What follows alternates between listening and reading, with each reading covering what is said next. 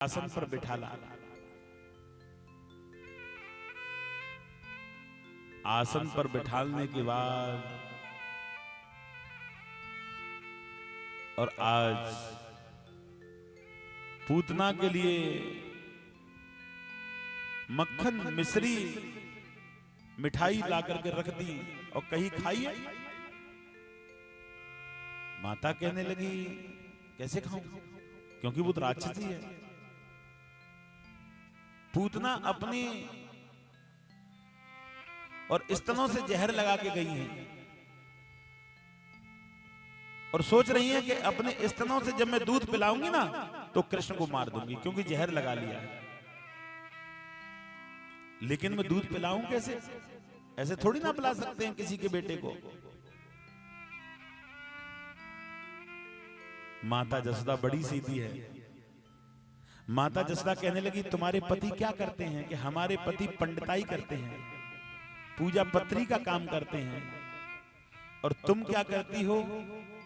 कि मैं तो ये करती हूं कि हमारे गांव में किसी के बच्चा होता है ना तो मैं उसको अपना दूध पिला देती हूं, और जिस बच्चे को दूध पिलाती हूं वो कभी बीमार नहीं होता। अब जसोदा मैया बड़ी भोली कहने लगी मेरे बेटे को भी दूध पिला दे तो बड़ा अच्छा हो, और उसे दूध पिलाना ही है, क्योंकि स्तनों से जहर लगा के गई है ना। लेकिन कहें कैसे? बहुत देर हो गई। बहुत देर के बाद में बोली जसोदा मैया मेरी बहन कि हाँ मेरे लाला को दूध पिलाओ ना। क्यों नहीं, पिलाना तो है। लाला को गोदी में उठाया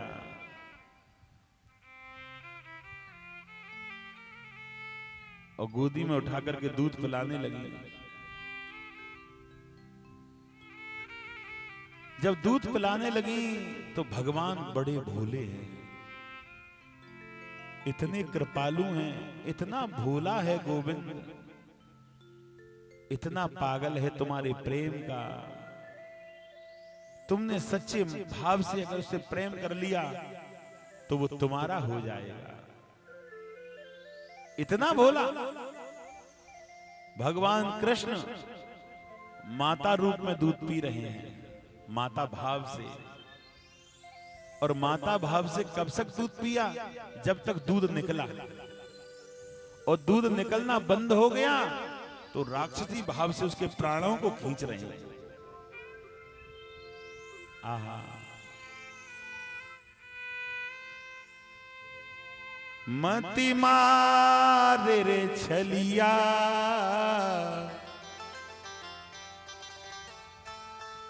मति मारी रे छलिया, मैं तो मर जाऊंगी। मति मारी रे छलिया,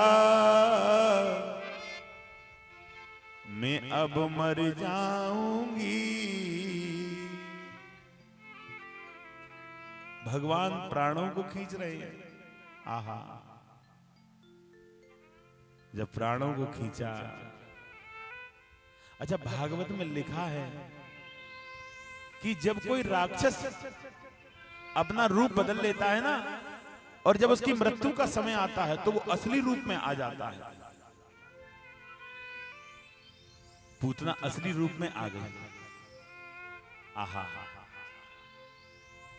जब पूतना असली रूप में आई, भयानक रूप, एकदम भयानक। और भयानक रूप को देख करके तो डर गई, घबरा गई, और कहने लगी कि मेरा लाला तो राक्षसी के चक्कर में फंस गया। रोने लगी, आवाज लगाने लगी ब्रजवासी आ जाओ, मेरे लाला को बचा लो। ब्रजवासी डंडे लाठी लेकर के भागने लगे, लेकिन भगवान ने पूतना के प्राणों को खींच लिया। और पूतना के प्राणों को खींच करके पीछे की ओर पूतना को गिराया। आपको पता है पूतना का शरीर बहुत बड़ा है, भयानक है। और भागवत में लिखा है कि जहां जहां पूतना गिरी वहां के वृक्षों का चूर्ण हो गया। जहां जहां पूतना गिरी, आहा, वहां के बगीचों का चूर्ण हो गया। भगवान ने पूतना को पीछे की ओर गिरा दिया और पीछे गिरा करके भगवान उनके हृदय पर बैठ गए, मतलब छाती पर बैठ गए। और हृदय पर बैठ करके भगवान हंस रहे हैं, खेल रहे हैं। माता दौड़ने लगी और माता ने दौड़ते दौड़ते लाला को गोदी पर उठा लिया और गोदी में उठा करके रोने लगी।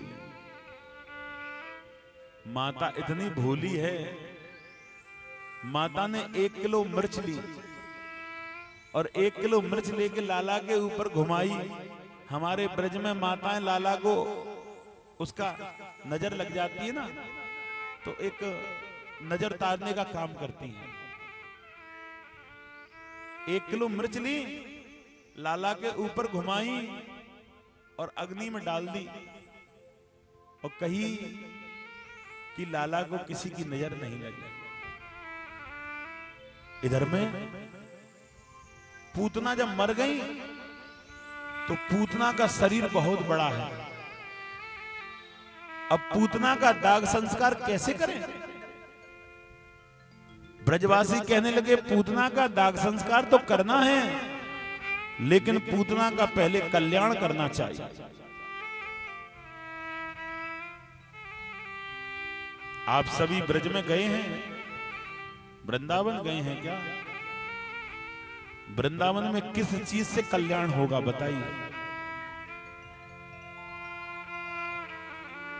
ठाकुर दर्शन करने से, यमुना स्नान करने से, संतों की सेवा से? ब्रज की रज अगर किसी ने मस्तक पे लगा ली तो उसका कल्याण हो जाएगा। बोली वृंदावन बिहारी। ब्रज की रज। और हम आपके लिए भेंट लेकर के आए हैं। समय रहा तो अंत में, लास्ट में ब्रज की रज आपको थोड़ी थोड़ी खिलाई जाएगी। बोली वृंदावन बिहारी लाल। कहने लगे ब्रज की रज इसके शरीर में जानी चाहिए। और ब्रज की रज कैसे?